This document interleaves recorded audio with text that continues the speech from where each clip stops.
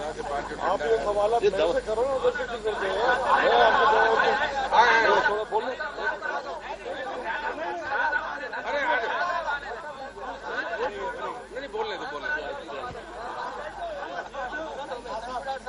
ایک منٹ یار، آپ خود آپ کو یہ 4-5 دن سے بہت سے کنفیوژنز چل رہے ہیں اور میرے نام سے طرح طرح کی خبریں چل رہی ہیں، اور جس کو جو مرضی آتا ہے وہ اپنے باپ کا راج سمجھ کے میرے لیے کچھ کہہ جاتا ہے.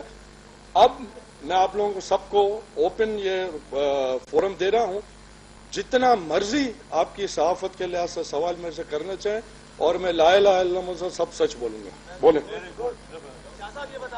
شاہ صاحب میں نہیں ہوں بھائی، میں مرزا ہوں. جی جی ایک منٹ چھوڑو نا یار.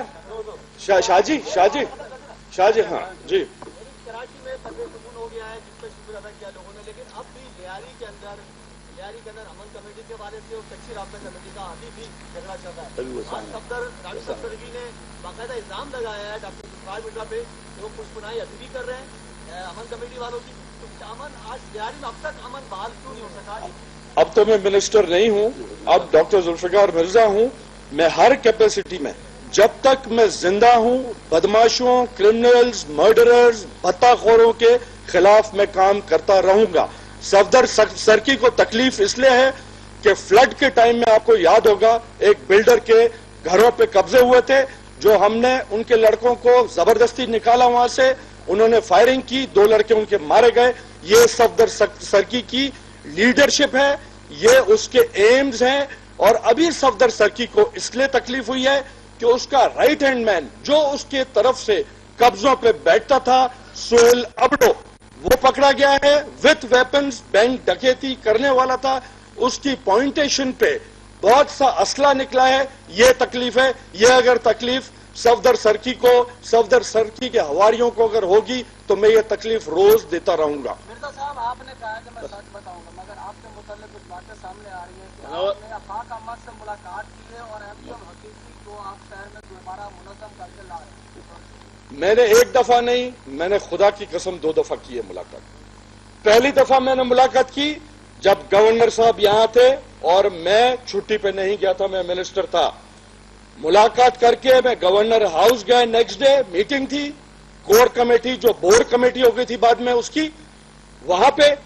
تو ادھر مجھے بڑے سیانپتی کر کے گورنر صاحب اپنے چیمبر میں لے گئے اور میرے منہ میں وہ ڈالنا چاہتے تھے سینٹنس کہ آپ تو نہیں ملے نا ان سے، آفاق سے. میں نے کہا کون کہتا میں نہیں ملا؟ میں تو ملا ہوں، بالکل میں ملا اور میں ملتا رہوں گا. وہ میرا قیدی ہے، میں جیلز کا منسٹر ہوں، میں گیا ہوں ملنے اور میں ملتا رہوں.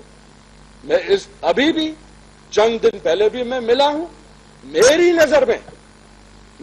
نظر میں مہاجر قوم جسے کہتے ہیں جو اردو بولتی ہے، ان کا حقیقی لیڈر آفاق احمد ہے.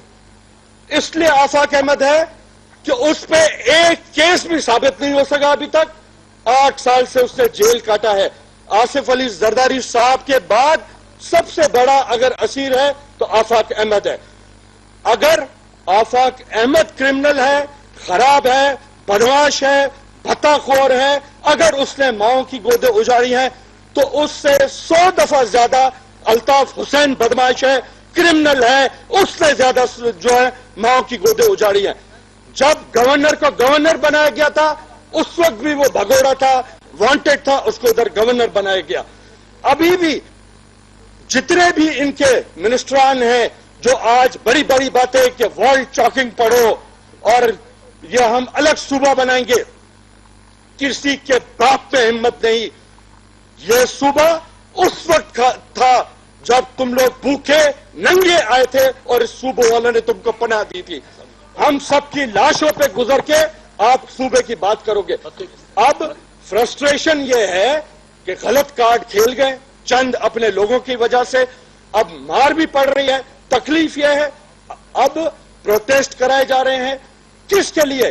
میں نے قیدی یہاں سے شفٹ کیے ہیں جن میں 10 سزا یافتہ خونی ہیں، قتل کے کیس میں ان کو سزا ہے، 15 اور ان کے ٹارگٹ کلرز اور کرمنلز ہیں.